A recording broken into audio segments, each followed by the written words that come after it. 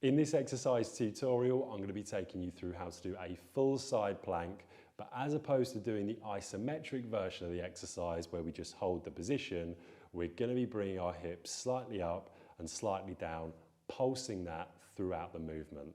Now, firstly, what's really important is the setup to make sure that one, we've got the right position for the body, and also the shoulder is as happy as it's going to be during the exercise. Now, of course, you would regress this to a position where you're on your knees if you can't do the full variation. So firstly, bring your legs completely straight, lock the knees out so there's no bend in the knees, and have your feet pointing straight. From here, you want a nice straight line all the way from your heels to your elbow. Now, the elbow has to be directly underneath the shoulder, so we don't want it too far away when we start the exercise. From here, you're going to have a spare hand. You can put it outstretched, or alternatively, you can put it on your hips. Either or will be fine during this exercise. I'm going to bring mine outstretched, and I'm going to come directly up with my hips and bring my hips off the floor.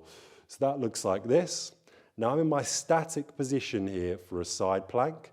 What I'm going to do is bring my hips towards the floor and back up. Towards the floor and back up.